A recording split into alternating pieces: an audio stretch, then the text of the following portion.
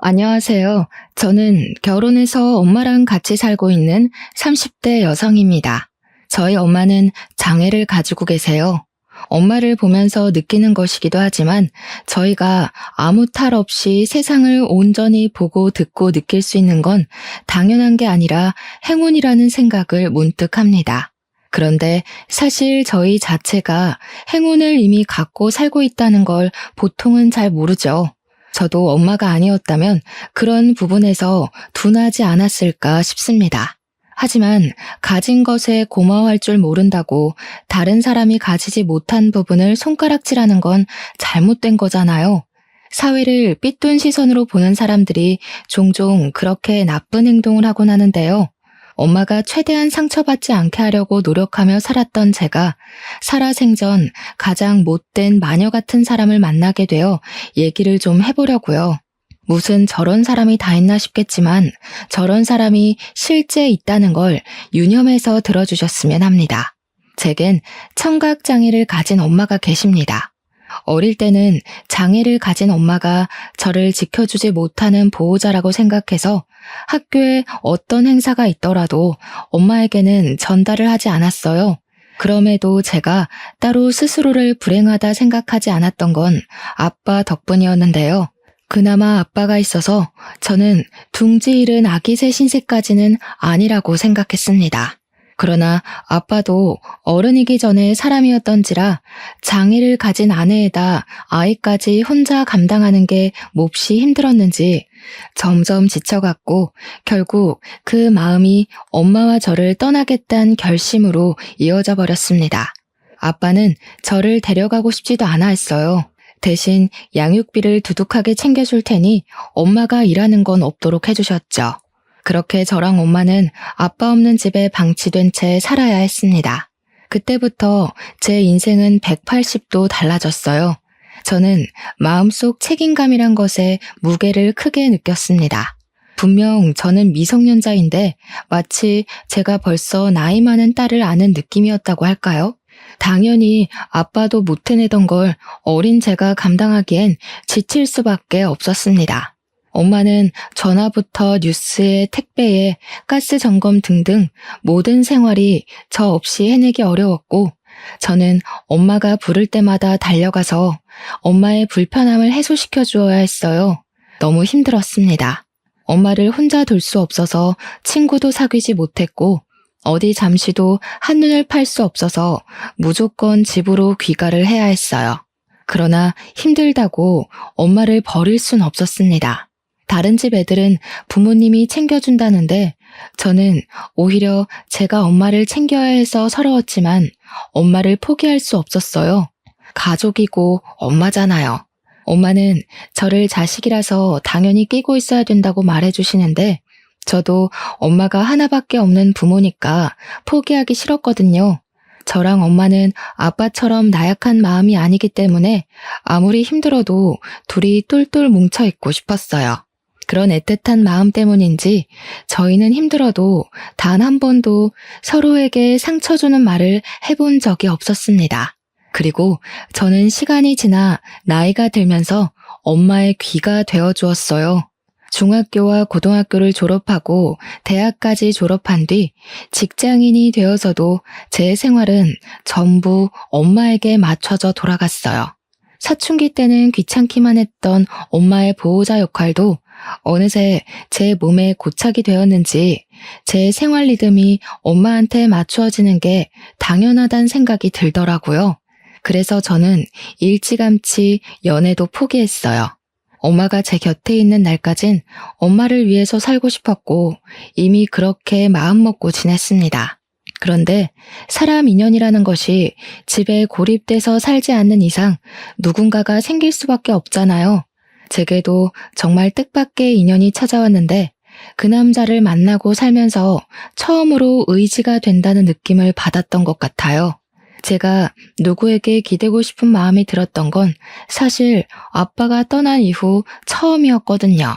그래서 그분한테 마음이 쉽게 열렸고 또 쉽게 보이고 싶지 않아 경계를 하다가 결국 그분이 주는 한결같은 마음에 넘어가고 말았습니다. 하지만 차마 결혼을 전제로 만나진 못했어요.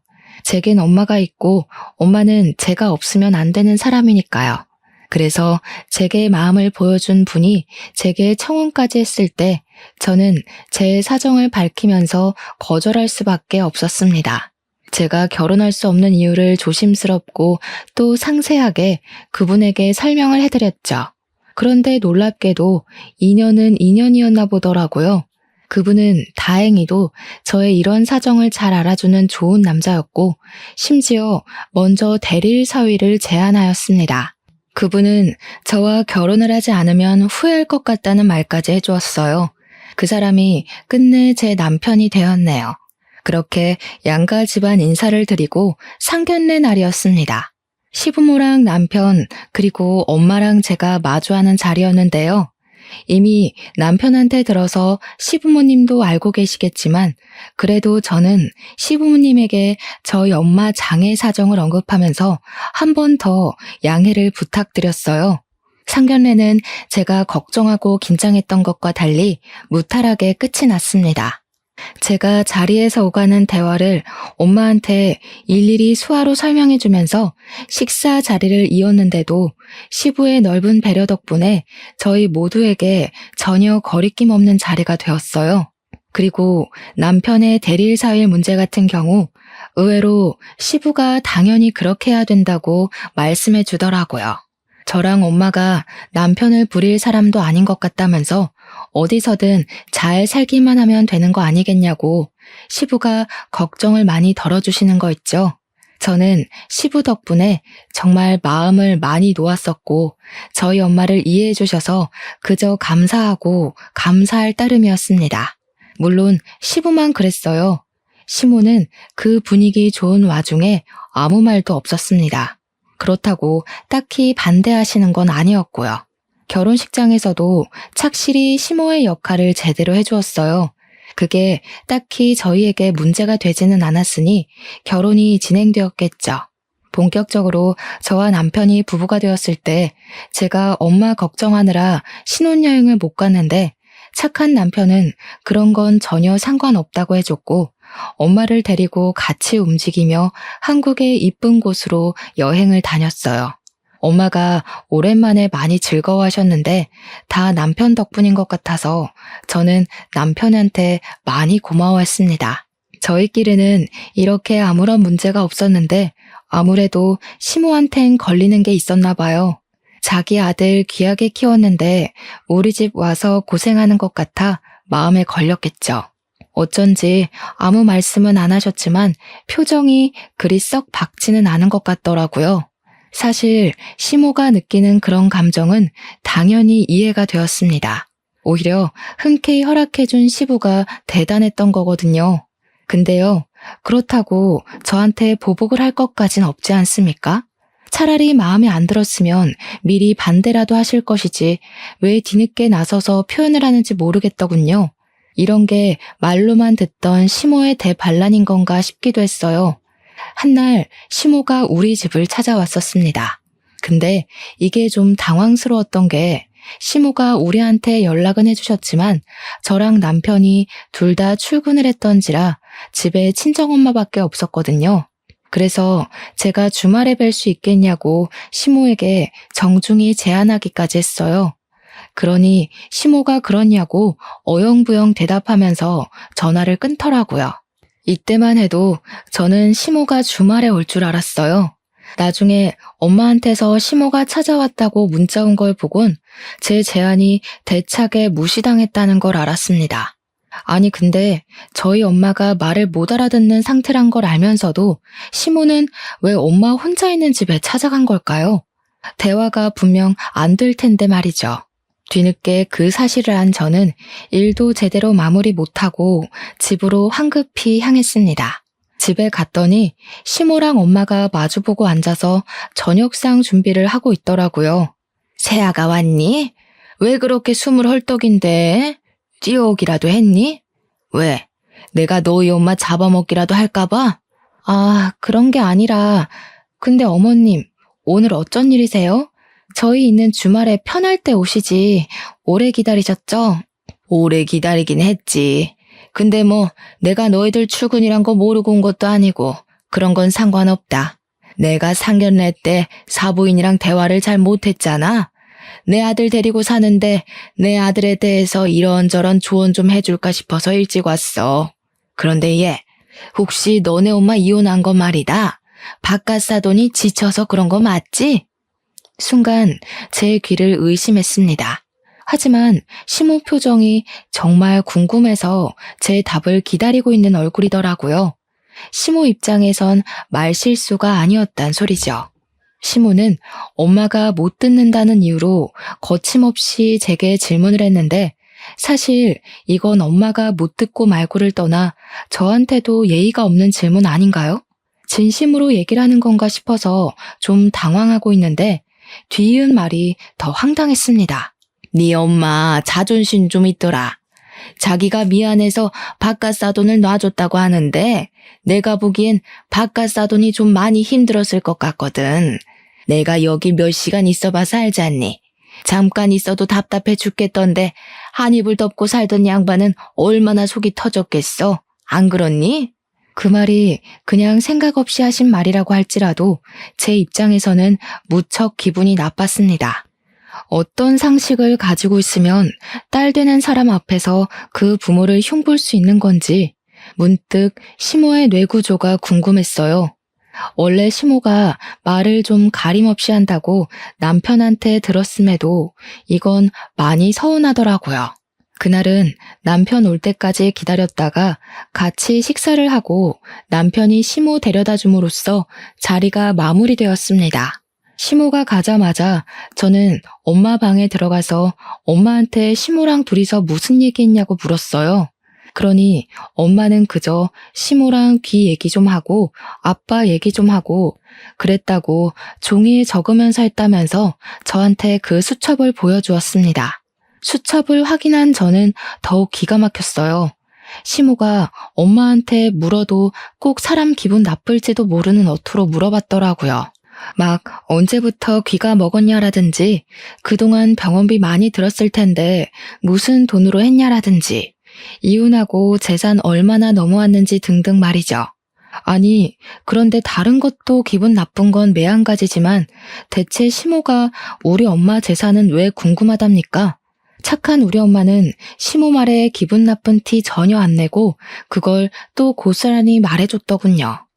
엄마한테는 이혼 시 아빠가 과하게 챙겨줬던 재산 분할과 양육비의 일부가 남아있는 상황이었어요. 아빠는 저희를 버리고 이혼을 택한 게 미안했는지 집도 엄마 명의로 돌려놓고 몸만 나갔습니다. 그래서 저랑 엄마는 둘이 살면서도 그다지 가난에 허덕이면서 살진 않았어요. 심리적으로 책임감과 부담감 때문에 버거워서 그렇지. 근데 엄마가 시모한테 집이 자기 명의라고도 했더라고요. 엄마는 아마 시모가 먼저 다가와주는 덕에 고마워서 또는 제 생각해서 분란 나지 않도록 그저 묻는 말에 답을 해준 것 같은데 제 입장에선 엄마의 그런 착한 마음을 알고 시모가 노린 것 같다는 직감도 들었습니다. 생각할수록 너무 기가 막히더라고요. 이건 남편한테 알려야 되겠다고 다짐했습니다. 그래서 남편이 퇴근하고 바로 남편에게 오후에 있었던 일을 말해줬어요. 장모님 기분 상하셨겠다. 미안해. 엄마가 또 사고를 쳤네. 내가 엄마 주의시켜 놓을게. 원래 그런 사람인데 주의시킨다고 조심하겠어? 솔직히 엄마도 엄마지만 나도 진짜 기분이 나빠. 다른 사람들도 우리 엄마 청각장애라고 욕 안 해. 그런데 왜 같은 식구라면서 엄마한테 더 상처되게 하냐고. 남편은 진심으로 제게 미안해했습니다. 나중에 자기 전에 우리 엄마 방에 가서 따로 미안하다고 사과를 하는 것도 같았어요. 사실 남편이 미안해할 일이 아닌데 저도 모르게 예민해져서 남편을 시모 대신 화풀이 상대로 삼았나 봐요. 그래도 그때마다 남편이 제 분풀이를 귀찮아하지 않고 저를 달래주어서 제가 더 큰 불씨를 지피지 않을 수 있었습니다. 그러나 남편이 시모가 싼 똥을 열심히 뒷수습해주면 뭐합니까? 시모가 계속 남편 앞에서 똥을 질질 싸면서 걷고 있는 걸요. 시댁에 제사가 있는 날이었어요. 시모를 도와서 열심히 음식 준비하고 정리정돈을 마친 뒤 제사 시간까지 시간이 좀 남아서 잠깐 여유 시간을 가지는 중이었는데요. 시모가 저더러 잠깐 자기 옆에 와서 앉아보라고 부르더라고요. 남편이랑 시부는 잠깐 담배 피우러 나갔을 때였습니다. 너희들 혹시 임신할 생각이 있는 거니? 벌써 임신 준비를 들어가진 않았을 거 아니야. 아직은 아기 생각 없긴 해요. 아마 저도 남편도 다 경제적으로 더 돈이 모이면 준비해볼까 싶어서요. 왜 그러세요? 그냥 임신하지 마라. 집안에 장애가 있으면 애한테 유전될 확률이 많은 것 같더라. 내가 좀 알아봤거든. 장애는 한 세대에 안 나타나면 그 다음 세대가 정말 유력하다네. 시모는 지금 저한테 무슨 소리를 하는 걸까요? 자기가 상대방에게 어떤 의사를 전하고 있는지 알고 하는 소리일까요? 모른다면 그건 정말 개념이 없는 거고, 알고 했다면 그냥 버릇이 없는 수준의 발언들 아닙니까? 지금 시모가 하는 말은 우리 엄마한테 장애가 있으니까 나랑 남편 사이에서 애가 나오면 손주가 장애일 확률이 높아진다. 그러니 장애인 손주는 낳지 마라, 그거잖아요. 이건 우리 엄마를 저격하는 말이기도 하면서 제 신경을 팍팍 긁는 소리지 않습니까? 나는 손주 필요 없어. 그냥 내 아들이 고생만 안 하고 살면 돼. 장애 자식 낳아서 평생 뒤치다꺼리하고 다 죽어가며 살 바엔 자식 없는 게 낫다고 생각한다.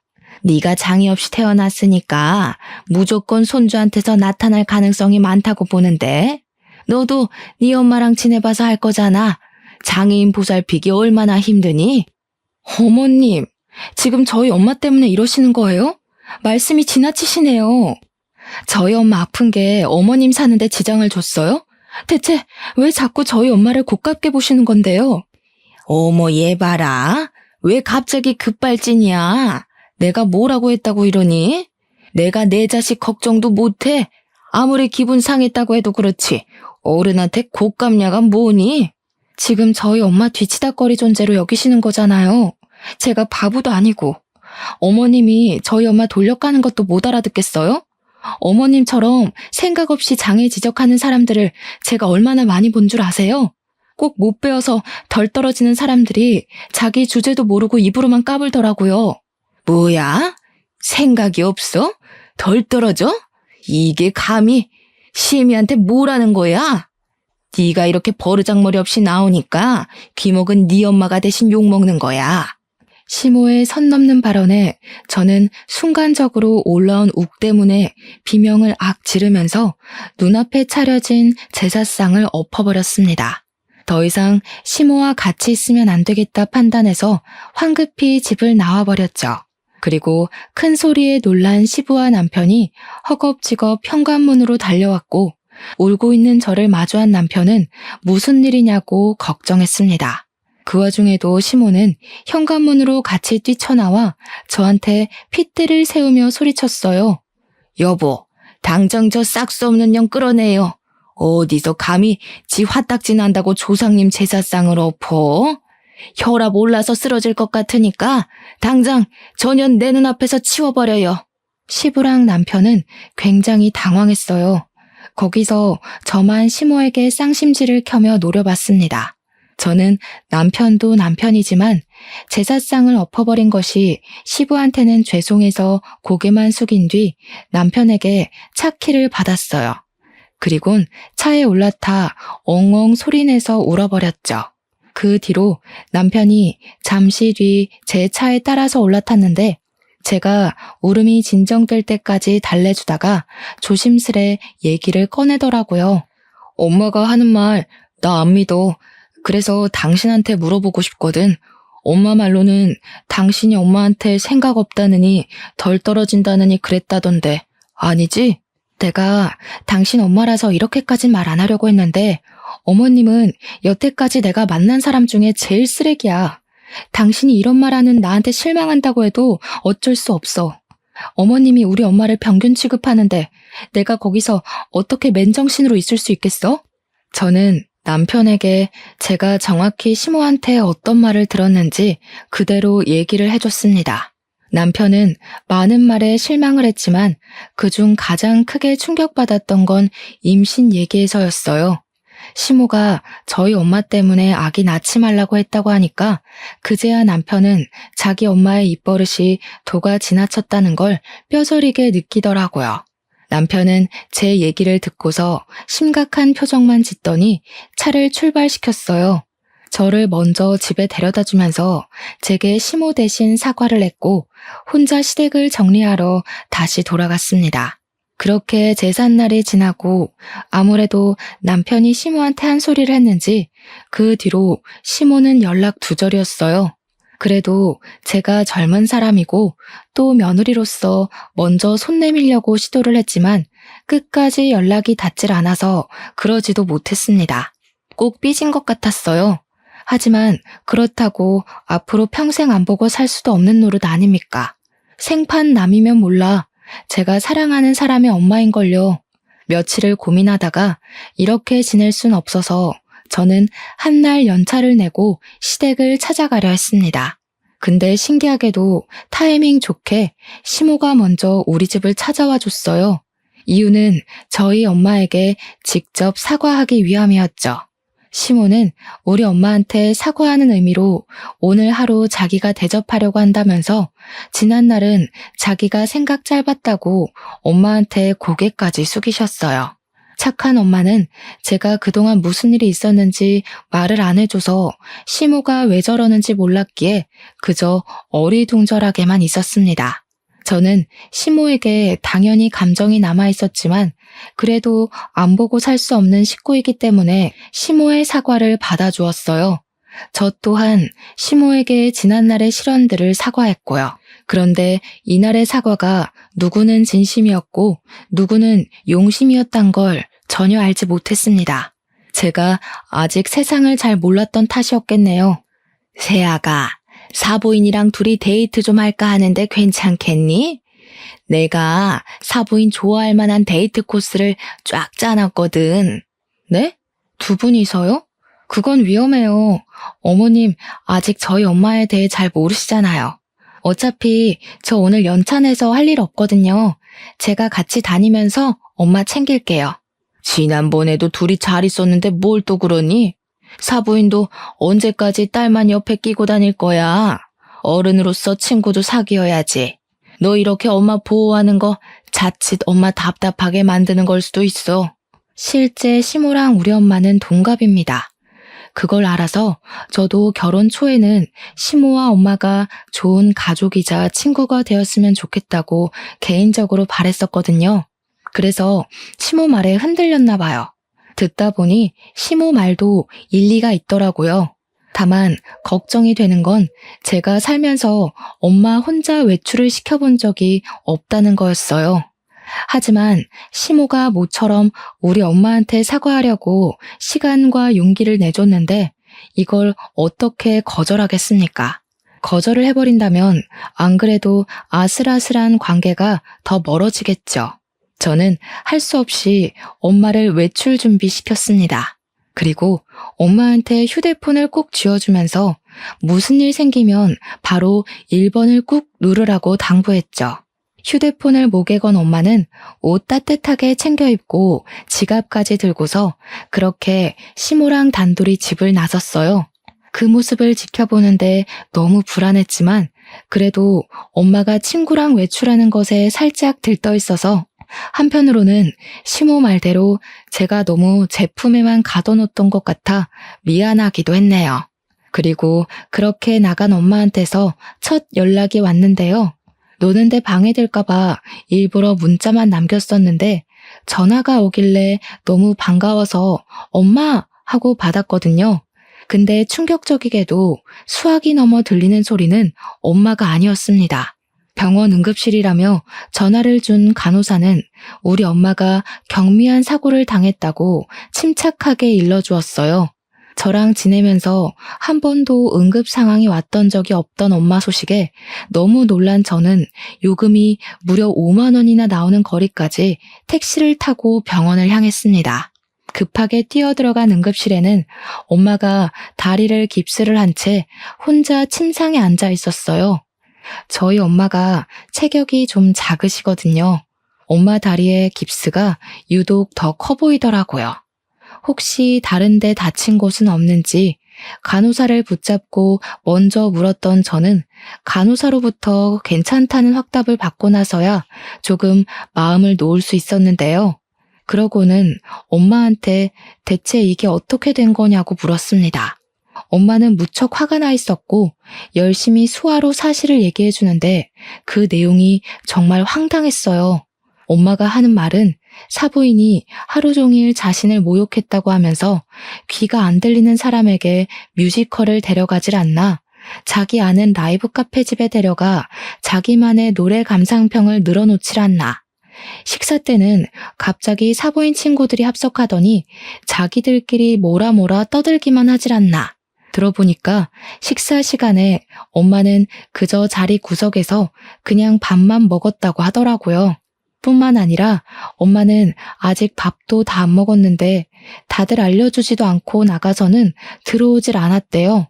엄마가 밥을 다 먹을 때도 안 나와서 밖을 나가봤더니 갑자기 사장이 계산하고 가라고 붙잡았다더라고요. 그래서 졸지에 돈까지 냈다는 거 아니겠습니까? 엄마는 시모가 자신에게 돈을 쓰게 만들어서 하는 게 아니었어요.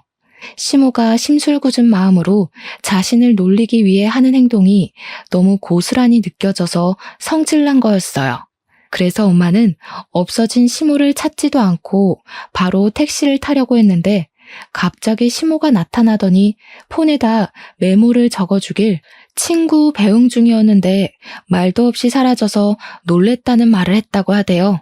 엄마는 기가 막혀서 그냥 시모 집에 가겠다고 의사를 표시했고 다시 택시를 잡으러 가려고 했답니다.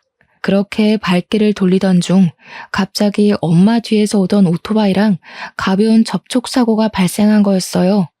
그런데 여기서 더 황당했던 건 시모 태도였습니다.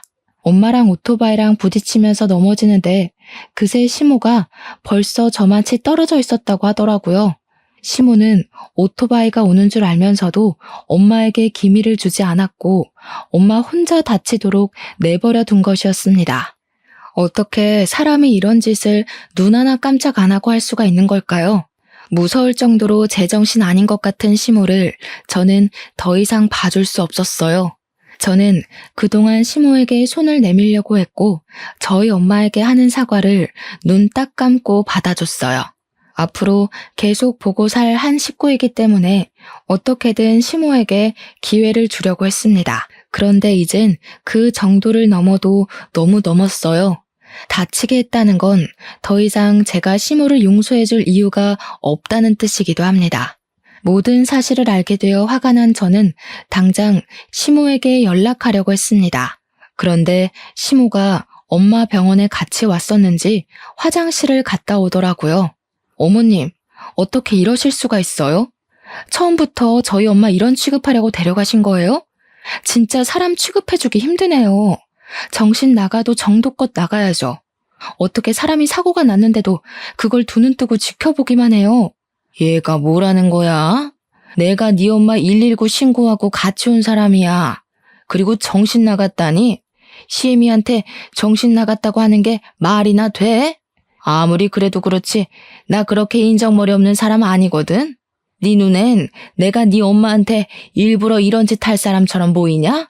네, 어머님만 이런 짓 할 것 같아요. 어머님만 세상 개념 다 말아먹은 사람처럼 막장짓 할 것 같고요. 어머님만 나이값 못하고 할 짓 없이 사람 괴롭히는 걸로 보여요. 근데 실제로 어머님이 그런 사람이잖아요.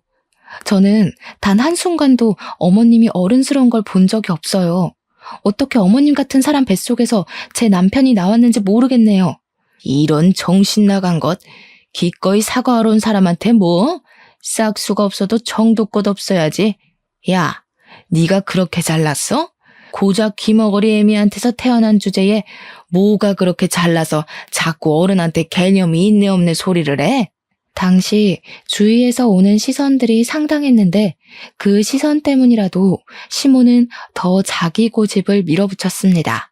그 압박감은 쓸데없는 선동이 되어서 시모가 결국 제 뺨을 치는 사태로 번져버렸죠. 그것을 보고 화가 난 엄마는 직원들을 향해서 제발 도와달라 수화로 사정했습니다. 그러나 성난 시모는 그냥 그대로 병원을 나가버렸어요. 저는 그 길로 엄마를 모시고 집으로 가 남편을 기다렸습니다. 퇴근해서 귀가한 남편은 엄마의 다친 다리를 보고 놀라서 무슨 일이냐고 물었고, 저는 미리 챙겨놓은 짐가방을 들고 와서 남편 앞에 놓고는 남편에게 얘기를 했어요. 당신 이 집에서 나가줘. 나 당신 엄마 때문에 더는 이 결혼 생활 못하겠으니까 우리 그만 이혼하자. 미안해. 뭐? 아니 왜? 도대체 무슨 일인데? 설마 우리 엄마가 장모님 이렇게 만든 거야? 장모님 다친 게 우리 엄마 때문이었어? 우리 엄마가 마음을 다치는 것도 이렇게 몸을 다치는 것도 다 당신 엄마 때문이야. 그동안은 당신 생각해서 어떻게든 포용해보려고 했거든? 근데 엄마가 오토바이 깔릴 뻔했는데도 어머님이 그걸 일부러 내버려뒀다네? 이것도 내가 눈 감고 넘어가줘야 되는 거야? 여보, 미안해. 내가 분명 단단히 경고했는데도 엄마가 그랬다면 당신이 충분히 이래야 하는 거 맞아. 그런데 이혼은 안 돼. 나한테는 당신이 전부야. 제발 이혼하자고는 하지 마. 내가 다른 방법 찾아볼게. 남편은 제 앞에 무릎을 꿇으면서 발목을 붙들었습니다. 잘 울지 않는 남편이 제발 이혼 얘기는 하지 말라 그렇게 애원을 하는데 문득 우리가 왜 시모 때문에 좋았던 관계까지 끊어내야 하는지 모르겠는 거 있죠. 그 와중에 엄마는 시모 대신 용서를 애걸하는 사위가 안쓰러웠는지 사위 앞에 앉아서 손을 꼭 잡아주었어요. 엄마는 미안할 게 없는데도 사위에게 미안하다 얘기를 해주고 있더군요. 시모만 아니면 아무 문제 없었을 집안인데 생각할수록 시모의 존재가 원망스러웠습니다. 남편도 시부도 좋은 사람인데 왜 시모만이 그렇게 삐딱선을 타고 있을까요? 이걸 아들 사랑으로 봐도 되는 걸까요? 보통 엄마가 아들을 사랑하면 이런 식으로도 표현할 수 있는 겁니까? 일단은 남편이 너무 사정을 해서 집에서 내보낼 순 없었습니다. 근데 남편이 한날 시댁에 가서 한바탕 뒤집어 엎은 것 같더라고요. 저희가 다 같이 있는 주말에 시부모가 집을 찾아왔었는데 시부가 시모를 거의 끌고 오는 수준이었어요. 보아하니 엄마한테 사과하러 온 것 같았습니다. 하지만 저는 이미 마음의 문이 정말 닫혔고 더 이상 시모의 사과가 필요 없었어요. 그래서 시부에게 죄송하지만 돌아가달라 정중하게 부탁을 했죠. 아가, 우리 집사람이 많이 부족해서 큰 실수를 저질렀다는 거 들었다. 하지만 우리 집사람 때문에 내 아들 괴로운 건 내가 볼 수가 없어. 아들이 너랑 이혼하고는 못 산다고 우리 집 와서 천륜까지 끊으려고 했었다 한다. 내가 오죽했으면 너를 찾아와서 이렇게 용서를 빌겠니? 여보, 우리 엄마가 당신이랑 장모님한테 정말 진심으로 사과를 한다고 찾아온 거야. 내가 오늘 사과 이후에 또 똑같은 짓 반복하면 그땐 진짜 천륜 끊는다고 했었어. 엄마도 나 당신한테 정말 보내주기로 약속했고. 시모는 입을 다물고 있는데 시부랑 남편이 시모를 대변해서 제게 애원하고 있었죠. 하지만 그건 이제 제 마음을 흔들 만한 게 되지 못했습니다. 시모가 제게 용서를 구할 수 있는 유일한 방법은 두 번 다시 우리 엄마 앞에 그 파렴치한 몸뚱어리를 드러내지 않는 것이었어요. 그래서 일부러 더 대답을 얄밉게 했습니다. 시모 사과는 받아줄 생각이 없었으나 시모에게 수치심은 느끼게 해주고 싶었거든요. 솔직히 앞으로도 평생 어머님 상종하고 싶은 마음 없는데 어머님이 저희 엄마 앞에 무릎 꿇고 머리 조아리면서 용서 빌면 생각해 볼게요. 눈물까지 덤으로 흘려주시면 아, 진심이구나 믿어볼 거고요.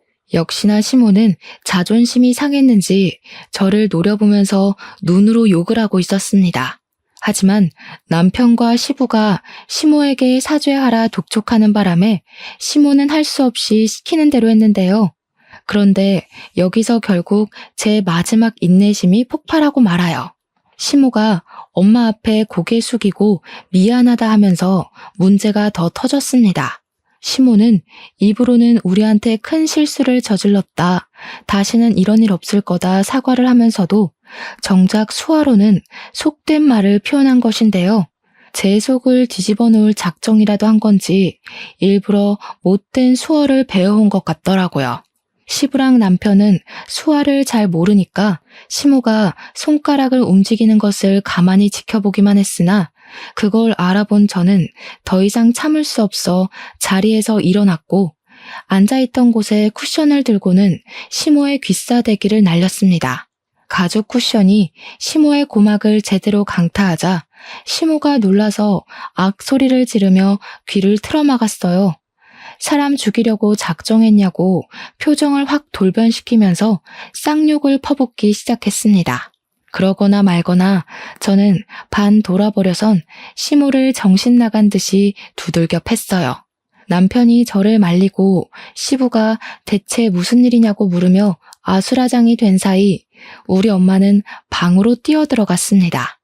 아줌마는 사람도 아니야. 내가 죽었다 다시 깨어나지 않는 이상 아줌마 같은 파렴치한 년을 어머님으로 모실 일은 없을 거야. 그쪽은 평생 불구 없이 살 것 같아? 아줌마가 우리 엄마한테 무슨 실수 저질렀는지 느껴보고 싶어? 저는 남편을 뿌리치고 맨손으로 시모 귀를 잡아당겼고 정말 떼어버릴 작정으로 힘을 주었습니다. 시모는 저한테 이리저리 휘둘리면서 사람 죽는다고 소리를 질렀는데요. 그때 엄마가 손에 수첩을 들고 방에서 다시 튀어나왔고 시부에게 그 수첩을 쥐어준 뒤 악을 쓰고 있는 저를 말렸습니다. 그러자 이번에는 시부가 성이 나서 제 손에 잡혀있는 시모의 멱살을 잡고 일으켰어요. 당신 나 몰래 무슨 짓을 하고 다녔던 거야? 정말 바람이라도 핀 거야? 왜 안싸돈한테서 저런 소리가 나와? 저와 남편은 시부가 하는 소리를 이해하지 못하고 있었어요. 제가 잠깐 흥분을 삭히던 중 시부가 떨어뜨린 수첩을 남편이 주었고 남편은 그걸 보고서 깜짝 놀란 얼굴을 했습니다. 저도 그걸 뺏어서 얼른 확인했어요. 그 안에는 정말 가정이 박살날 만큼 놀랄 일이 적혀 있더군요. 엄마를 데리고 갔던 그 식당에서 시모가 친구들을 불렀다고 했는데 그 친구들이 개모임을 가장한 불륜 동호회라고 하는 거 아니겠습니까?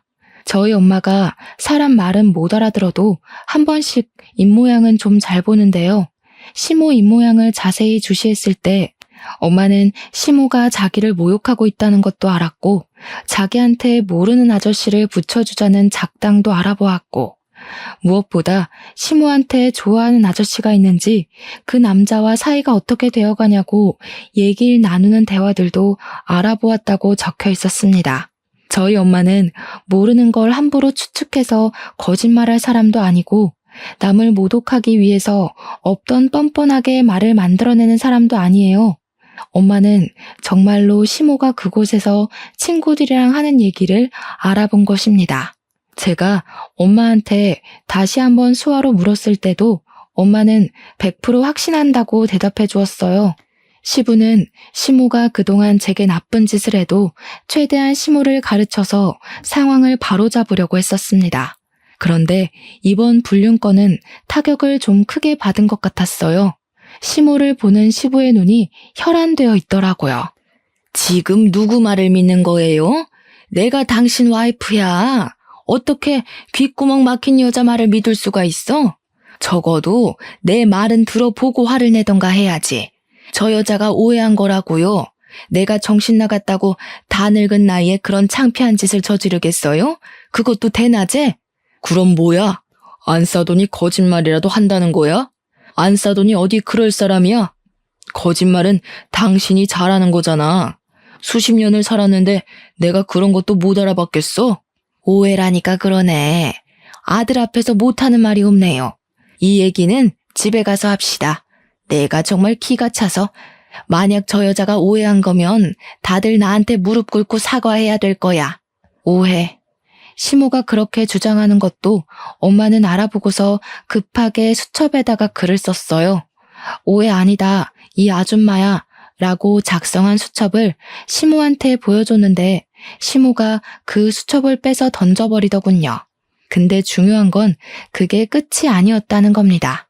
다들 그렇게 생각할까봐 엄마가 휴대폰에 그 식당에서 시무랑 시무 친구들이 나누는 대화를 녹취했더라고요. 어쩐지 엄마가 병원을 나설 때 눈 빠지게 휴대폰을 찾더니 다 이런 이유 때문이었나 봅니다. 결국 시부랑 남편 귀에 들어가게 된 확실한 증언은 더 이상 시무가 빠져나갈 쥐구멍을 없애버렸어요. 끝까지 뻔뻔하게 거짓말을 했던 시무에게 실망한 시부는 결국 귀싸대기를 날려버렸습니다. 그 상간남이 누구냐고 추궁했고 전 재산을 걸어서라도 찾아내서 소송을 할 거라고 했어요. 당연히 시모도 그 자리에서 이혼 통보를 받았고요.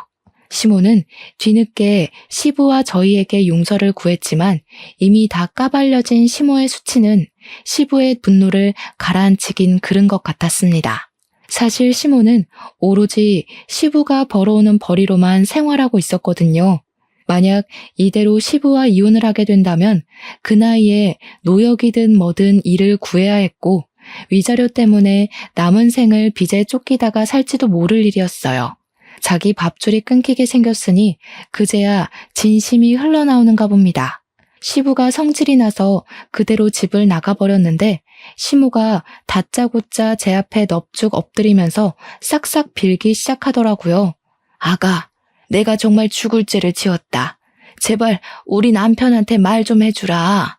내가 진짜 우리 남편한테 부끄러운 짓은 일절 안 했어. 그냥 만나서 차 한잔하고 드라이브 몇 번 하고 그게 다였을 뿐이야. 나 우리 남편 없이는 못 산다. 내가 다시는 너랑 사부인 앞에 안 나타날게. 제발 나 좀 살려주라. 시무가 이렇게 빌면 좀 받아줘. 제가 용서한다고 뭐가 달라지겠어요. 이미 남편이랑 아버님은 어머님한테서 점점 멀어지고 있었는데 혼자 못 느끼셨나 봐요.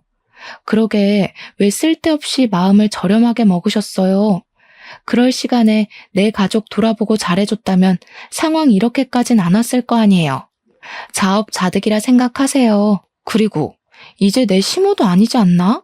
시모는 저희 엄마 다리까지 붙들면서 병원비 자기가 다 대주겠다고 정말 미안하다 했어요. 웃기지 않나요? 자기가 우리 엄마 다리 다치게 만들어 놓고 자기가 병원비를 지불하겠다 선심을 쓰다니요. 그걸 보는데 역시 사람 본성은 안 고쳐지는구나 생각이 들었습니다. 저는 남편에게 부탁해서 시모를 밖으로 끌어내달라 했어요. 남편도 시모의 치욕적인 면모를 그만 보고 싶었는지 힘으로 자기 엄마를 잡아당겼고 그대로 문 밖으로 내쫓아 버렸습니다. 그리곤 자기 엄마를 집으로 보내주는 게 아니라 다시 저랑 엄마한테 돌아와서는 저희 감정 상태를 먼저 살펴봐 줬어요. 그런 남편을 보면서 정말 남편에게는 자기 엄마보다 내가 우선순위였다는 걸 문득 느꼈습니다. 그렇게 시부는 시모에게 이혼 소송을 이례 없이 진행하였고 상간남을 찾아내 상간남 소송까지 하셨어요. 시모는 그대로 시댁에서 쫓겨났다고 들었습니다. 소식만 들었지 직접 찾아가 보진 못했네요. 별로 아쉬운 사이도 아니라서 굳이 작별 인사할 필요성을 못 느꼈거든요. 시모가 쫓겨났다는 소식을 듣고 한 달이 지난 후 좀 공포스러웠던 경험이 한 번 있었는데요. 퇴근을 하고 귀가를 하는데 남편을 만나서 소고기를 사들고 집에 가는 중이었어요. 현관문 열려고 하던 시점에 갑자기 계단 쪽에서 부스럭 소리가 나더라고요. 너무 놀라서 남편 뒤에 숨었는데 계단에서 웬 거짓 차림을 한 아줌마가 앉아있는 거 아니겠어요? 아줌마가 일어나자 센서 등이 켜지면서 얼굴을 확인할 수 있었거든요. 그런데 세상에나 그 꾀지지한 아줌마가 한 달이나 얼굴 못 봤던 시모더라고요. 지금 생각해도 소름이 끼치네요. 시모는 아직도 갈 곳을 못 구했던 건지 길거리를 전전하고 있는 듯 했습니다. 저희한테 이제 그만 용서해달라고 벌 많이 받았다며 손을 내미는데 진짜 무서워서 남편 뒤에 숨으며 비명을 질렀거든요. 남편이 저를 먼저 들어가라고 집 안에 넣어주었고 저는 황급히 엄마한테 이 사실을 알렸습니다. 그러니 엄마는 남편이 걱정되었는지 혼자 들어오면 어쩌냐고 하대요. 그래서 저는 다시 용기 내서 현관문을 열어봤어요. 남편이 없어졌더라고요. 혹시 무슨 일이라도 생기는 거 아닌가 싶어서 집을 나서려고 했는데 남편이 손을 털면서 들어오고 있었습니다. 시모가 되지도 않는 용서를 또 빌고자 하길래 남편이 크게 호통쳐서 보내버렸다고 하네요. 그래도 자기 엄마인데 그렇게 매정하게 굴 수밖에 없는 남편의 속이 왠지 말이 아닐 것 같았어요. 남편한테 미안하다는 말도 했었지만 남편은 정말로 시모에 대한 정이 없는 건지 장모님에게만 효심을 다할 뿐이었습니다. 그래서 제가 이혼은 안 했어요. 이혼을 할 필요가 없었습니다. 남편이 있는 것보다 없는 게 나았다면 당연히 뒤도 안 돌아보고 갈라섰을 텐데 저에게 남편은 없으면 안 되는 존재였거든요. 저와 엄마는 남편과 시부 덕분에 무척 안전하고 더 이상은 상처 없이 잘 지내고 있습니다. 시모라는 잡초만 뽑아버렸을 뿐인데 그렇게 가정이 편안할 수가 없어요. 앞으로도 쭉 우리 엄마뿐만 아니라 우리 식구 모두가 아픔 받지 않고 행복하길 바랄 뿐입니다. 여러분도 가정에 늘 행운만이 가득하길 바래요. 제 사연은 이쯤에서 마무리하겠습니다. 들어주셔서 감사합니다.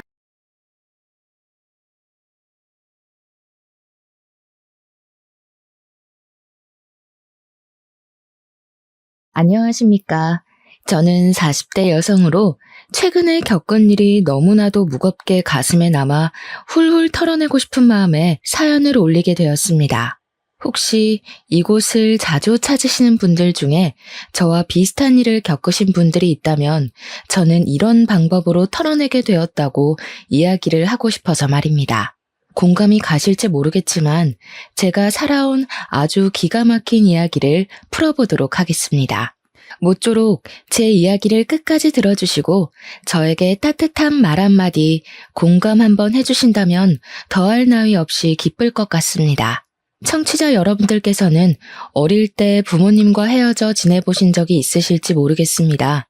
저는 어릴 때 부모님 두 분 모두 돈을 벌어야 하는 상황이었는데 제가 너무 어린 나이였기에 저를 맡길 데가 없어서 아이가 없는 이모 집에 저를 맡겨두었습니다.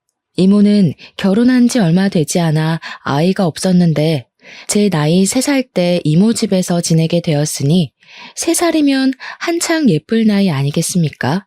이모는 저를 정말 사랑으로 키워주셨습니다. 이모는 정말 친자식처럼 저를 돌봐주셔서 저는 이모 집에서 생활하는데 불편함이 하나도 없이 지낼 수 있었습니다. 거기다가 부모님께서 월급을 받으면 이모에게 저를 키우는 값이라고 생활비를 보태주셨기 때문에 이모가 더욱 저에게 복덩이라며 잘해주셨었습니다. 부모님께서는 제가 8살이 되면 집에 혼자 두어도 괜찮을 것 같다고 하시며 8살이 되면 꼭 같이 살 수 있게 데리러 오겠다고 약속을 해주셨습니다. 그게 제 나이 6살 때 한 약속이니까 저는 2년만 더 기다리면 부모님과 함께 살 수 있을 것이란 희망을 가지고 기다리게 되었습니다. 아무리 이모가 저에게 잘해주신다고 해도 친부모만큼은 아니지 않겠습니까? 이모는 서운해하시면서 부모 밑에서 자라는 게 좋지 하시며 저를 이해해 주셨습니다. 우리 이모는 제가 무서운 꿈을 꾸지 않도록 자기 전에 꼭 책을 읽어주시고 저를 끌어안고 사랑한다고 이야기를 해주셨습니다. 그러던 이모는 제 나이 7살 때 기적처럼 임신을 하게 되었습니다.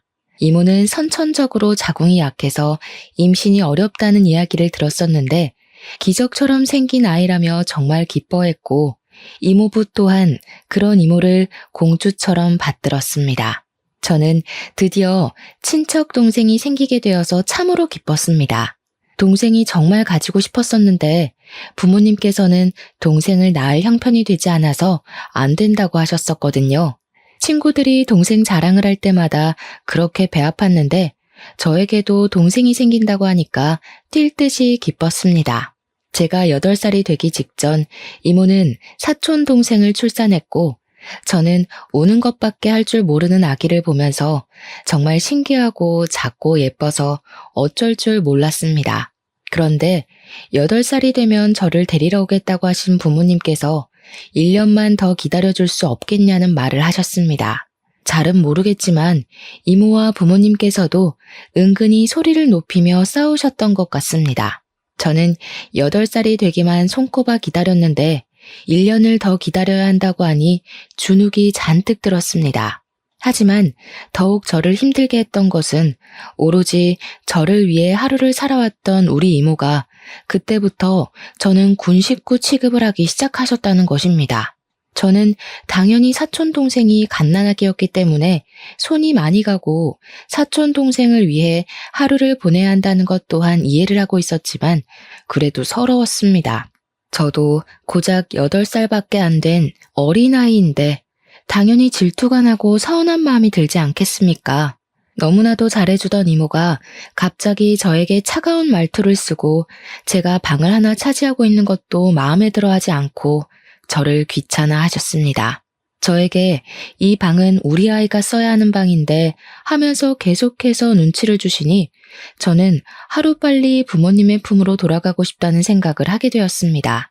한 달에 한두 번 부모님께서 저를 보러 와주시긴 했지만 같이 사는 것과는 차원이 달랐으니까요. 제가 이모가 차가워졌다고 몇 번이나 이야기를 했지만 부모님께서는 미안해하시며 저에게 이해를 하라고 했습니다. 이모에게도 소중한 존재가 생긴 것이라고 하시면서요. 저는 꽂아놓은 보릿자루 같은 신세가 되었지만 꿋꿋하게 부모님과 함께 집으로 돌아갈 날만 기다리면서 버티고 참았습니다. 부모님께서 약속하신 1년이 지나가고 9살이 된 어느 날, 제가 폐렴에 걸려서 하루 종일 집에서 앓게 되었고 이모는 사촌 동생에게 옮기기라도 할까봐 부모님께 연락을 드린 것 같습니다. 저를 병원에 입원을 시키려 했던 것 같아요. 사촌 동생에게 병을 옮기지 않았으면 좋겠다는 마음이셨겠죠. 부모님께서는 급하게 연락을 받고 저를 데리러 오겠다고 이모 집으로 오시다가 그만 사고가 나게 되었고 저는 끙끙 앓던 도중에 이모 손에 이끌려 장례식장을 가게 되었습니다. 졸지에 한날 한시에 부모님을 잃게 된 저는 고열로 장례식장에서 쓰러지게 되었고 일주일간 입원을 한 뒤에 다시 이모 집으로 돌아오게 되었습니다.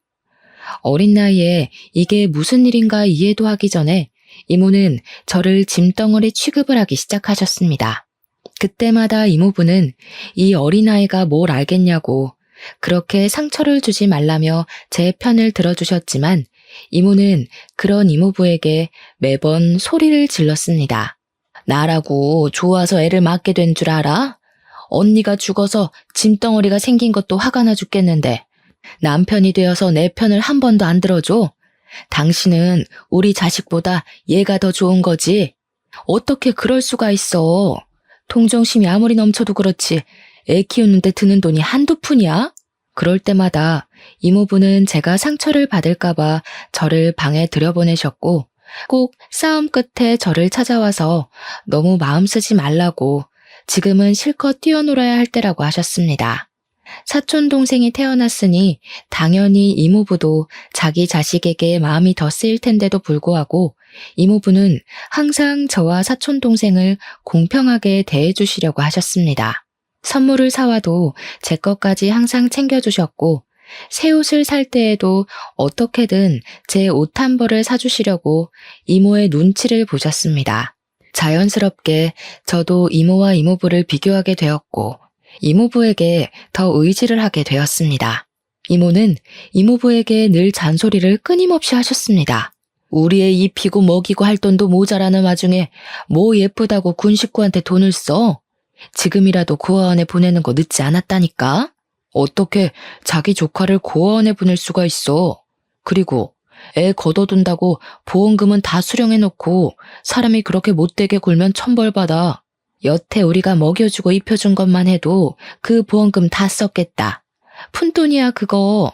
저는 그 대화를 엿들은 이후에 정말 죽은 듯이 조용히 살았고 최대한 이모의 심경을 거스르지 않도록 행동했습니다.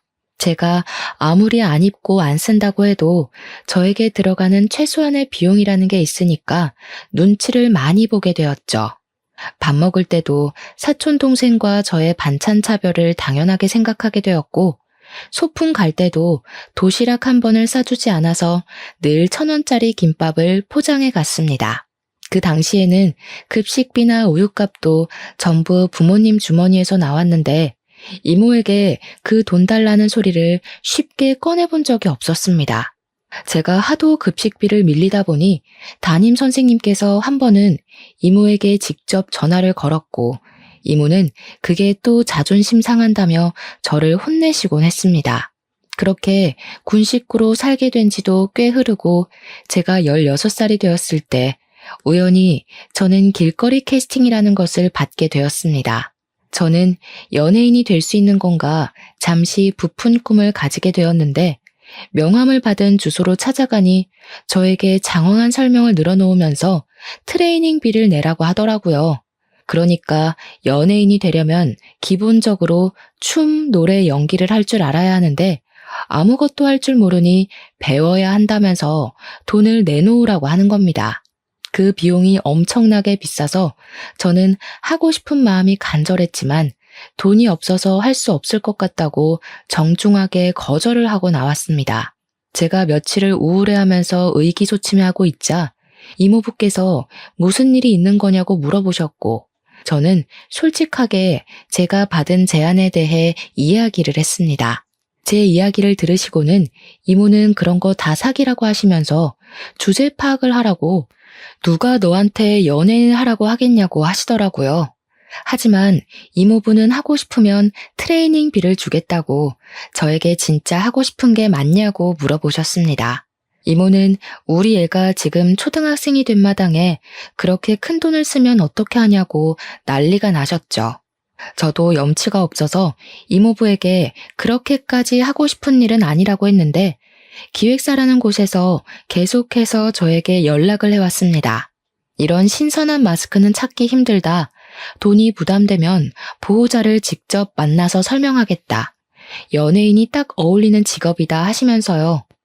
트레이닝비를 깎아주겠다고 300만 원만 내라고. 원래 6개월 트레이닝 비용이 700만 원인데 파격 할인해주는 거라며 저에게 하자고 하더라고요. 저는 아르바이트를 해서 그 돈을 마련해야겠다 하고 생각했는데 이모부께서 미래를 위해 투자하는 거라며 300만 원을 주셨습니다. 너무나도 신이 나서 바로 그 회사에 돈을 주었고 트레이닝을 받게 되었는데 한 달 만에 사기를 당했다는 것을 알게 되었습니다. 그곳은 연예 기획사가 아닌 일종의 학원 같은 곳이었고 순진한 학생들을 꼬셔서 연예인을 시켜준다고 한 뒤 그냥 대충 연기 수업만 받게 하는 그런 곳이었던 거죠. 당연히 저는 이모에게 눈물 콧물 쏙 빠질 만큼 혼이 났고 이모부는 저를 토닥이면서 그런 게 전부 경험이 되는 거라고 위로를 해주셨습니다. 하지만 저는 그날 이후로 이모에게 대역죄인이 되었고 눈치를 보면서 사는 게 너무 힘들어서 집을 나가야겠다는 결심을 하게 되었습니다. 제가 17살이 되고 고등학교에 입학을 할 나이가 되자 저는 기숙사가 딸린 특성화 고등학교에 지원을 했고 합격을 하게 되었습니다. 말이 좋아 특성화 고등학교지 고등학교 졸업 후에 취직을 할 수 있는 상고 같은 곳이었습니다. 저는 집을 나오고 싶다는 마음이 너무나도 간절했고 대학을 갈 마음 또한 없었기에 졸업 후 바로 취업을 할 수 있는 그 학교가 제 동화줄처럼 느껴졌습니다. 이모부는 저에게 아직 나이가 어리기 때문에 기숙사에 들어가는 게 위험해 보인다고 반대를 하셨지만 이모의 눈치를 보는 것보단 훨씬 좋을 것 같다고 생각했습니다. 거기다가 이모가 드디어 저를 치울 수 있다고 생각을 한 건지 결정을 참 잘했다며 고등학교 등록금은 내주시겠다고 선심을 쓰셨거든요. 저는 결국 이모부의 반대에도 짐을 싸서 대전에 있는 기숙사 고등학교로 내려오게 되었습니다. 그리고 일부러 이모와 연락을 하지 않으려고 학교 생활에 엄청나게 집중하면서 지냈습니다. 이모부는 제가 걱정이 되었는지 간간히 연락이 오긴 했지만 기숙학교에는 저처럼 낙동강 오리알이 된 친구들이 많아서 그런지 친구들과 노는 재미에 이모부 연락을 자주 받지 않았습니다. 그렇게 3년이라는 시간을 대전에서 보내게 되면서 이모의 가족과는 서서히 연락이 끊기게 되었고, 저는 학교에서 좋은 성적을 유지한 결과 졸업 후에 바로 취업을 할 수 있게 되었습니다. 대학을 가지 않고 바로 일을 시작한 덕분인지 시간이 흐르고 흘러서 제가 27살이 되었을 때 저는 꽤 경력이 있는 사무실 직원이 되어 있었습니다. 하지만 8년차 직장인이라고 치기에 제 월급이 터무니없이 적게만 느껴졌습니다.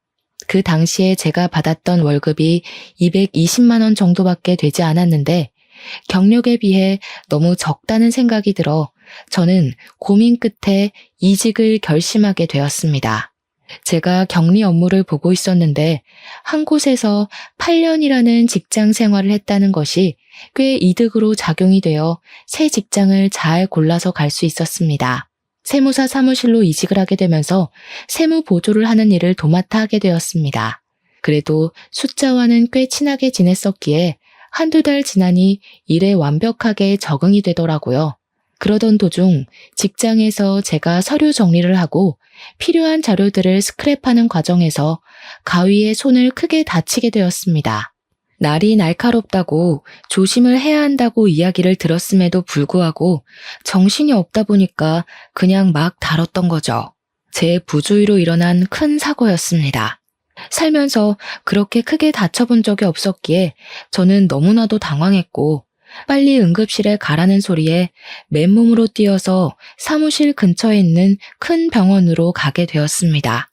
다행히 뛰어서 갈 수 있을 만큼 가까운 거리였고 낮 시간대라 그런지 응급실에 환자도 별로 없어서 저는 바로 찢어진 부분을 봉합하는 수술을 받을 수 있었습니다.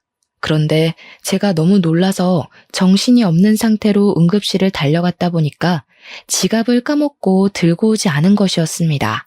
상처를 꿰매고 항생제 링거를 한 통 다 맞고 가라고 하셔서 서너 시간 정도는 응급실에서 보냈는데 시간을 보니 직원들이 다들 퇴근을 했을 시간이더라고요. 지갑을 가지고 와달라고 부탁을 할 사람도 없고 응급실에 사정을 이야기하고 내일 갚겠다고 해도 되나 고민을 하고 있었습니다. 그런데 우리 회사 세무사님 중 한 분이 미진 씨 하면서 제 이름을 부르면서 병원비를 대신 결제해 주시는 게 아니겠습니까? 여긴 어떻게 오셨어요? 계산은 제가 해도 되는데 제가 지갑을 사무실에 두고 와서 제가 내일 꼭 갚을게요.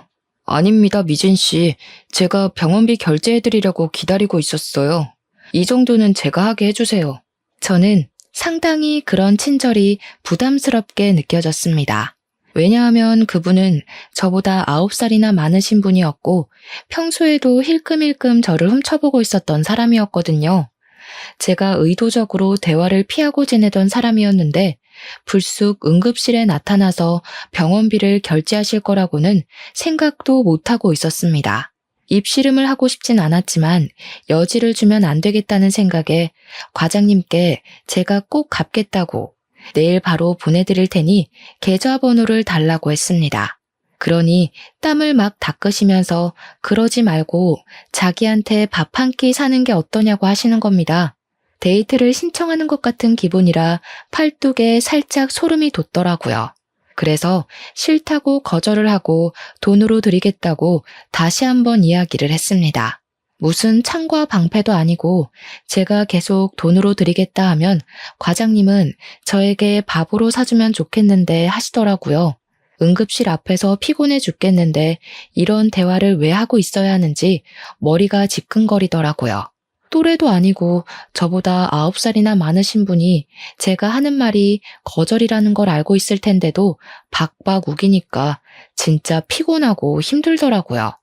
저는 계좌번호 보내달라고 말을 하고 응급실 앞에 서 있는 택시에 올라타서 그냥 출발해버렸습니다. 택시를 쫓아오는 듯 보였던 과장님은 제가 뒤도 돌아보지 않고 가니까 그냥 멍하니 서 계시더라고요.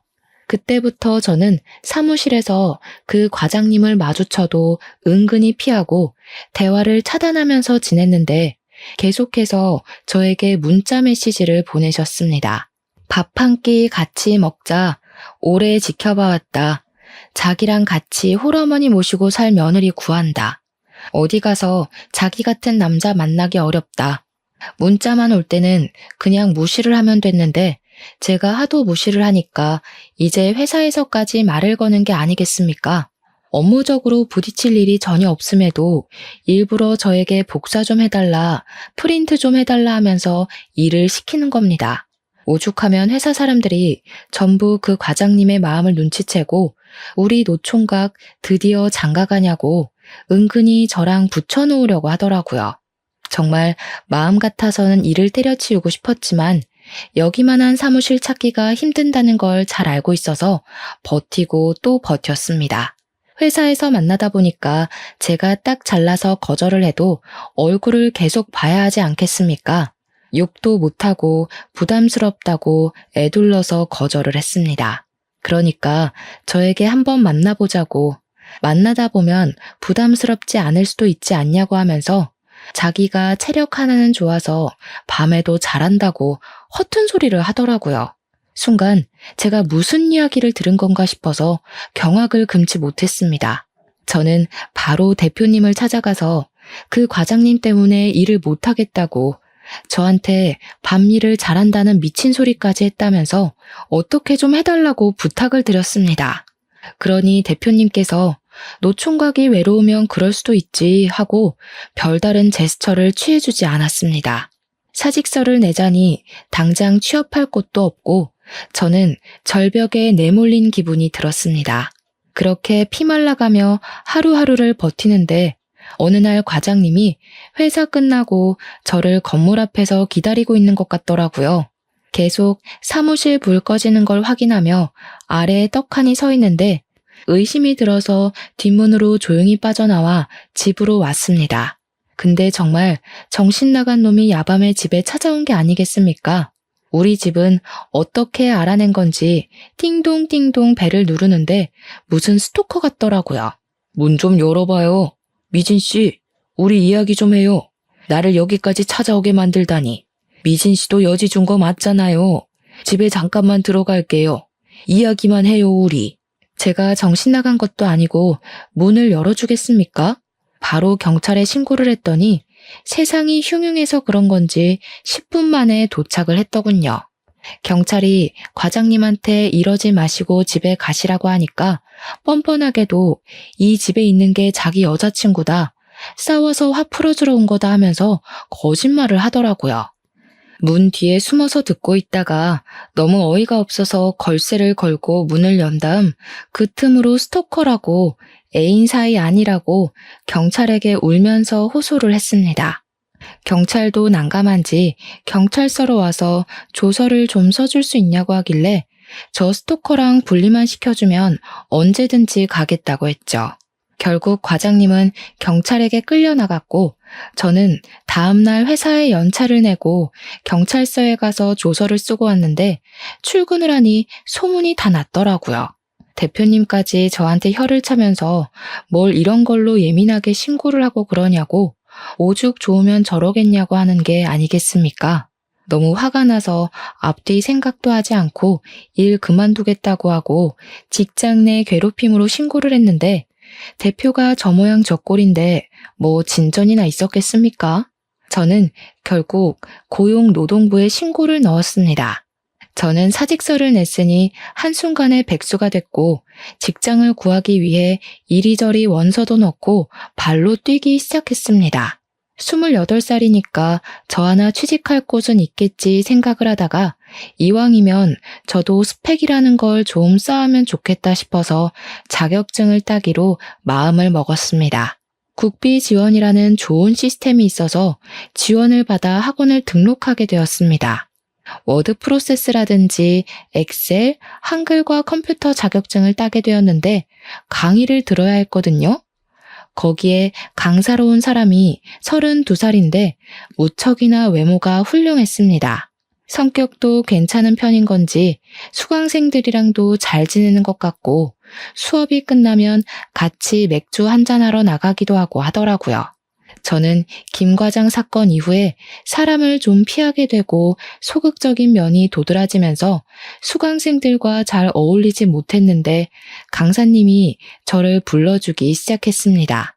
같이 놀다 가자고 술 한잔 할 건데 같이 가자고 하면서 저를 불러내어 주셨고 한두 번 자리를 하다 보니 다들 친해지게 되었습니다. 아무래도 기초만 잘 배우면 쉽게 딸 수 있는 자격증이라 그런지 자격증을 따고 취업 자리를 알아보고 있으니 강사님이 저에게 좋은 회사가 있다면서 추천을 해주시더라고요. 알고 보니 강사님의 지인분이 운영하는 회사인데 월급도 평균 급여 정도는 받을 수 있을 거라고 일도 쉽다고 한번 가보라고 하더라고요. 가구회사였는데 장부를 다루는 사무일을 보면 된다고 설명을 해주셨어요. 무엇보다 중요한 월급이 제가 원했던 금액과 비슷했고요. 저는 면접을 보고 사장님 마음에 들은 건지 바로 일을 시작하게 되었고 평화로운 시간이 다시 시작되었습니다. 그래도 강사님 덕분에 취직을 했으니 제가 밥을 한번 사겠다고 연락을 드렸는데 본인은 밥보다 술을 더 좋아한다고 술을 사달라고 하시더군요. 직장인의 스트레스 푸는 방법은 퇴근 후에 맥주 한 잔 아니겠습니까? 저는 강사님과 약속을 하고 술을 한 잔 하게 되었습니다. 한창 회사 이야기에 자격증 이야기를 나누다가 뜬금없이 저에게 남자친구가 있냐고 물어보시더라고요. 그래서 남자친구는 없다고 한동안 만날 생각도 없다 하면서 김 과장 이야기를 꺼내어 제가 당했던 일을 술술 털어놓게 되었습니다. 김 과장 덕에 남자 공포증이라도 생긴 것 같다고 이야기를 했더니 강사님이 엄청 진지하게 자기가 버팀목이 되어주면 안 되겠냐고 하더라고요. 사람으로 받은 상처는 사람으로 극복해야 하는 법이라며 자기랑 연애를 하면서 같이 노력해보자고 하는 겁니다. 강사라서 그런 건지 말도 너무 잘하고 홀린 듯이 저는 고개를 끄덕이게 되었고 그날 이후로 저와 강사님은 연애라는 걸 하게 되었습니다. 저는 혼자 원룸에서 살고 있었는데 연애를 하다 보니까 정말 이상하게 헤어지는 게 너무너무 싫은 게 아니겠습니까? 남자친구에게 자꾸 우리 집에서 하루 자고 가 하다 보니까 자연스럽게 남자친구의 짐이 저희 집에 쌓이게 되고 반동거를 하게 되었습니다. 서로 같이 있는 시간이 늘어나고 버릇이나 취향 같은 걸 알게 되면서 더 깊은 사랑이 싹트게 되었습니다. 저는 남자친구에게 사실 우리 부모님이 돌아가신 이후에 이모네 집에서 자라게 되었는데 지금은 연락을 하지도 않고 연락처도 바뀌어서 모른다고 털어놓았습니다. 그런데 남자친구도 저랑 비슷한 상황 속에서 자라왔다는 것을 고백하는 게 아니겠습니까? 부모님이랑 인연을 끊고 지내게 되었다면서 혼자 살아온 지 시간이 꽤 흘렀다고 그래서 저 같은 여자를 만나서 안식처를 얻고 싶었다고 이야기를 하더라고요. 그 말을 듣는데 마음이 뭔가 뭉클하고 아, 이 사람이 내 인생의 반쪽이구나 하는 걸 느끼게 되었습니다. 그때 조금 더 제 인생에 대한 고민을 했어야 했는데 인생의 반쪽이라 느끼자마자 저희 둘은 혼인신고부터 하고 같이 살림을 차리기로 결정을 했습니다.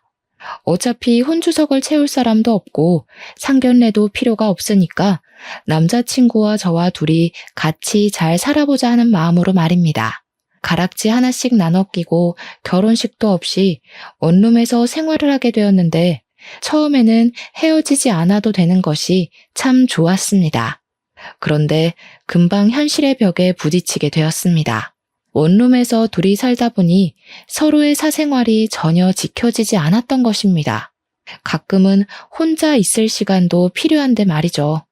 그래서 제가 남편에게 물어보았습니다. 당신이 혼자 살던 집은 어떻게 했어? 나 만나기 전에 살던 집 말이야. 그 집 정리한 돈이랑 이 원룸 보증금 합쳐서 투룸으로 이사를 갈까?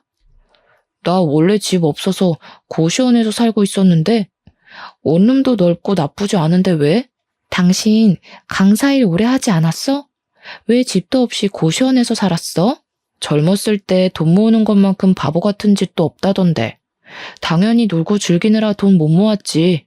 알고 보니 그동안 사람들 만나서 돈을 펑펑 쓰느라 모아둔 돈이 하나도 없었던 것이었습니다. 동거할 때까지만 해도 제 위주로 생활을 하던 남편은 혼인신고를 하고 같이 살기 시작한 이후부터 완전 제 멋대로 행동하기 시작했습니다. 원래 강사 일을 할 때에도 그렇게 술 먹고 노는 걸 좋아하지 않았겠습니까? 결혼을 하고 나니 또 똑같이 술을 처먹느라 집에 늦게 들어오기 시작한 겁니다. 거기다가 무슨 연락이 그렇게 쏟아지는 건지 휴대폰이 쉴 틈이 없이 울려대더라고요. 처음에는 자중해라, 누구한테 이 시간에 연락이 오냐 하다가 점점 둘이 싸우는 시간이 늘어나게 되었고 결국 남편이랑 치고받고 싸우는 날이 늘어나기 시작했습니다. 소리를 지르며 싸우다가 서로에게 상처를 주고 결국 제가 남편의 자존심을 건드린 건지 뭔지 남편이 저에게 손찌검을 하더라고요.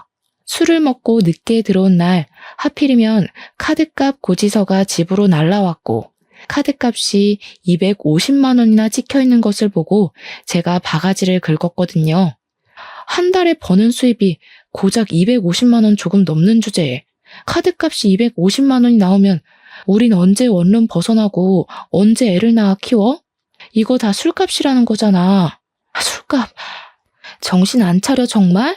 그러면서 남편을 막 흔들어댔더니 술 먹고 왔는데 토할 것 같다면서 저를 팍 밀치더니 씩씩거리면서 자빠진 저를 발로 차는 게 아니겠습니까?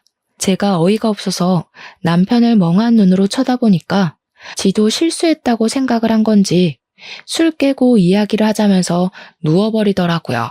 제가 주저앉아서 한참을 가만히 있다가 문득 제 처지가 너무 서글퍼서 눈물이 줄줄 나오더라고요. 다음날 퉁퉁 부은 눈으로 술이 깬 남편에게 이야기를 하는데 기억이 나지 않는다면서 모르쇠로 일관을 하더라고요. 제가 남편에게 나 발로 차고 때린 거 기억 안 나냐고 하니까 자기가 언제 그랬냐면서 생사람 잡는다고 화들짝 놀라는데 연기를 어쩜 그렇게 잘하는지. 그래도 저는 남편을 한번 믿어주기로 결심을 했는데 원래 처음이 어렵지 두 번째는 쉽지 않겠습니까? 그 뒤로 술을 마시고 들어와서 수가 틀리면 저를 발로 차더라고요. 나중에는 뺨까지 치는데 이건 아니다 싶었습니다. 이혼을 해야 하나 진지하게 고민을 하던 와중에 가지가지 하는 남편이 바람을 피운다는 사실까지 알게 됐습니다. 울리는 휴대폰이 짜증나서 끄려고 눌렀는데 오늘 좋았어, 내일 또 보자 하는 문자를 보게 된 것입니다. 문자 메시지를 뒤져보니 그 여자랑 호텔에 들락날락한 예약 내역까지 다 보게 되었습니다. 며칠을 고민하고 증거를 어떻게 모아야 하나 하는 와중에 모르는 번호로 연락을 받게 되었고 자기가 제 남편의 여자친구라고 말을 하더라고요. 만나서 이야기를 하자고 해서 카페에 나갔는데 저를 보자마자 저에게 커피를 확 뿌리는 게 아니겠습니까? 나쁜 년, 네가 내 남자친구랑 바람난 년이지? 바람은 네가 난 거지. 난 그 인간이랑 결혼까지 했거든? 그러니까 저에게 가족관계 증명서를 떼서 보여달라고 하는 게 아니겠습니까? 같이 주민센터까지 가서 가족관계 증명서를 뗐는데 제 가족에 남편이 없더라고요. 순간 눈을 비비고 이거 잘못된 것 같다고 하는데 내연녀가 저에게 허언증이라더니 진짜네? 하는 게 아니겠습니까? 자기 남자친구에게 그만 들러붙고 꺼지라고 스토커로 신고하겠다고 하는데 저는 아무것도 믿을 수가 없어서 어지러웠습니다. 그날 혼란스러움을 가득 안고 집에서 남편을 기다렸다가 퇴근하고 온 남편에게 이야기를 하자고 하니 술을 또 먹고 들어왔더군요. 저에게 손을 올리면서 뭐? 하고 소리를 치는데 가족관계 증명서를 내밀었습니다. 남편이 쓱 보더니 갑자기 욕설을 내뱉더라고요. 왜 내 가족관계 증명서에 남편이 없어? 오늘 당신 여자친구라는 사람이 나를 찾아와서 스토커니 허언증이라니 떠들더라. 내가 당신이랑 헤어진 지 오래된 사이인데 정신병이 있어서 당신이랑 결혼했다고 착각하는 중이라고. 제정신 맞아? 내 집에 얹혀 살면서 내 돈으로 생활하는 주제에 뭐가 어쩌고 어째? 야, 말은 바로 해야지. 네가 나한테 용돈을 줬어, 카드를 줬어. 뭘 네 돈으로 생활을 해? 당신이 나한테 생활비를 한 푼도 안 주는데 그럼 수도세, 전기세, 밥, 반찬값 다 누구 돈에서 나오는 건데? 당장 짐 싸서 나가.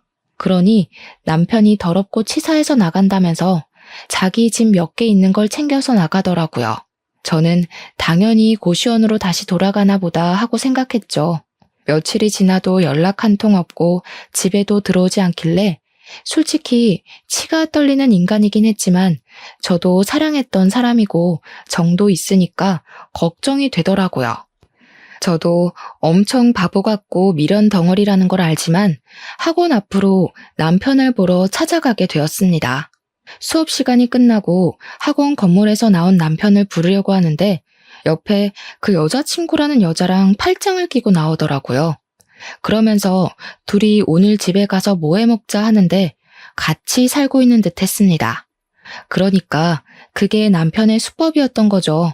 혼자 사는 여자를 꼬셔서 사귀고 그 여자네 집에서 함께 기생하며 지내는 것 말입니다. 저는 모든 걸 깨닫고 완벽하게 망연자실하게 되었고 엎친 데 덮친 격으로 회사에서도 잘리게 되었습니다. 그 회사가 전 남편의 지인 회사였기 때문에 제 얼굴을 보면서 일을 하는 게 불편하다고 일방적으로 통보를 한 것입니다. 그렇게 며칠을 바보처럼 울면서 지내다가 저는 새롭게 결심을 하게 되었습니다. 이대로는 안 되겠으니 정년까지 보장이 되는 직업을 가져야겠다고 생각을 했고 저는 나이 32에 요양보호사 자격증을 취득하게 되었습니다. 2달이라는 시간 동안 교육을 성실하게 이수를 했고 국가고시 준비를 코피를 쏟으며 한 결과 4개월 만에 아주 빠르게 자격증을 따게 되었습니다. 정식으로 일을 하기 시작하면서 나라에서 지원을 받는 힘든 사람들을 위해 봉사하는 마음으로 일을 돕기 시작했습니다.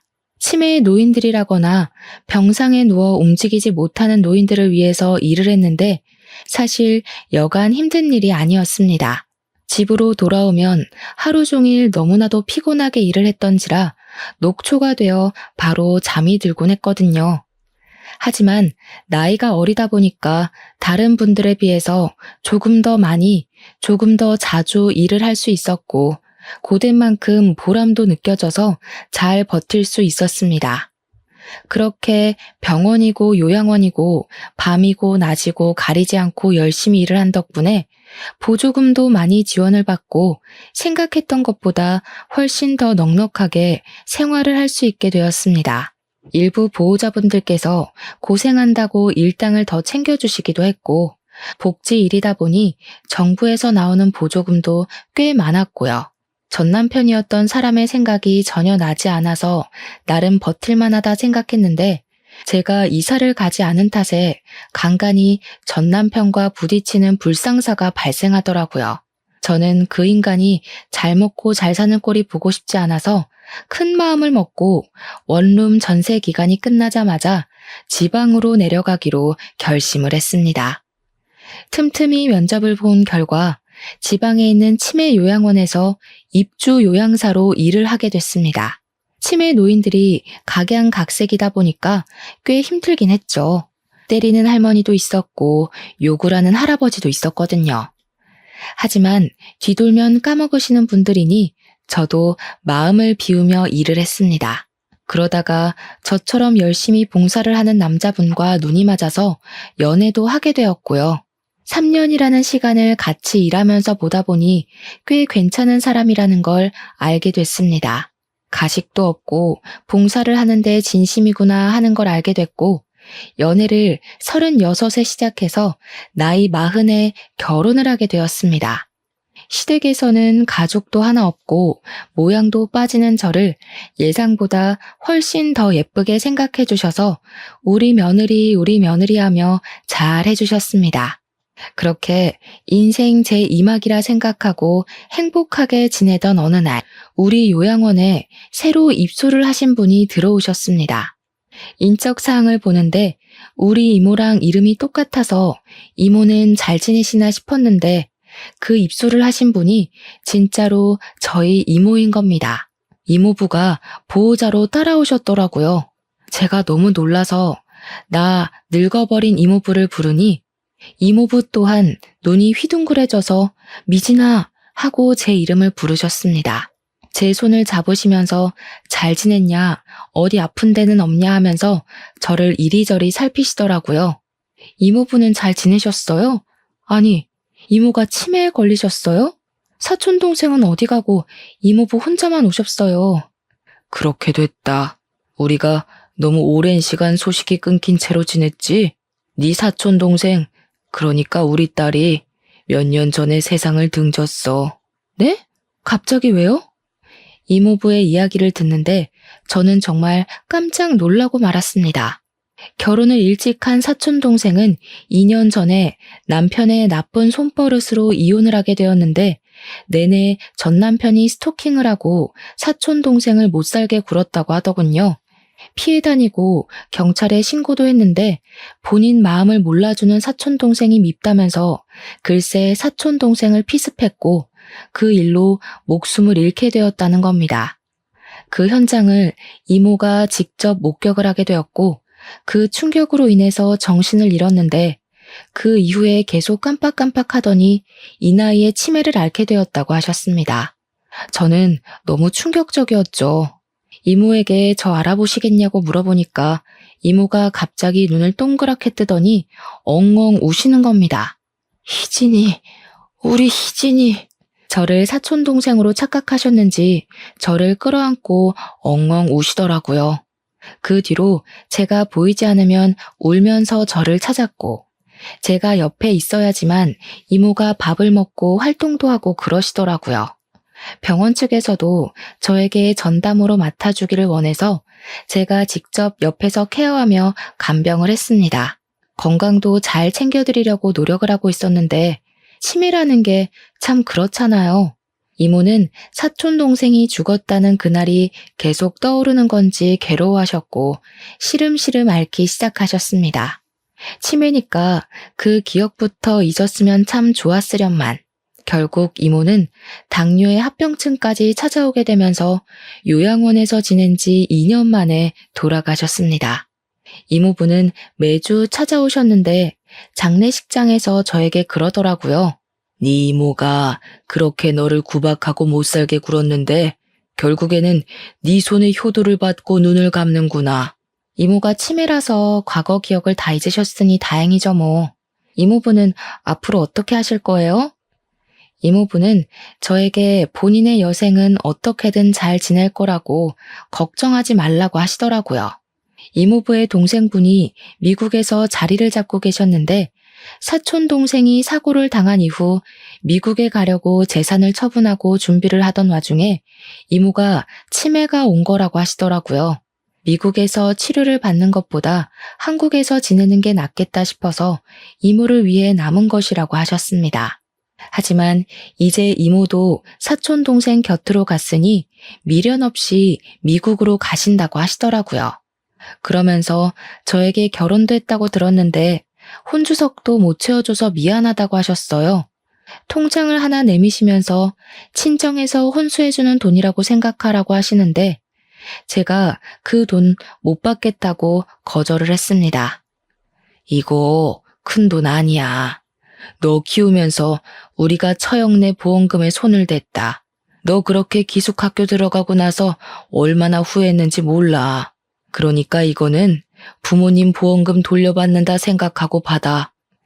이모부는 받지 않으면 버리고 갈 것이라며 협박을 하셨고 저는 마지못해 그 통장을 받았습니다. 이모부는 제 남편에게도 저를 꼭 잘 보살펴달라며 신신당부를 하셨고 미국으로 떠나시기 전에 저희 시부모님과 식사도 하셨습니다. 서로 가족으로서 너무 늦게 인사를 드리게 되었다며 우리 조카 잘 부탁드린다고 인사를 하시는데 눈물이 울컥하더라고요. 이모부가 주신 통장에는 5천만 원이라는 돈이 찍혀 있었고 저는 그 돈을 의미 있게 사용하고 싶었습니다. 남편과 상의 끝에 여성 쉼터와 미혼모 센터에 기부를 했고 시댁에서는 저와 남편에게 박수를 보내주셨습니다. 저도 어떻게 보면 남자 때문에 참 힘들었는데 저처럼 상처받은 여성들을 위해 사용하고 싶었습니다. 덕분에 지금까지도 이모부와는 간간히 연락을 하면서 남편과 성실하게 잘 살고 있습니다. 저처럼 상황이 따라주지 않아서 힘든 시기를 겪으시는 분들, 그리고 가정 간의 불화로 매일이 지옥 같으신 분들, 꼭 용기 내셔서 본인의 삶을 찾길 바라겠습니다. 제 사연은 이걸로 끝입니다. 들어주신 여러분, 정말로 감사합니다.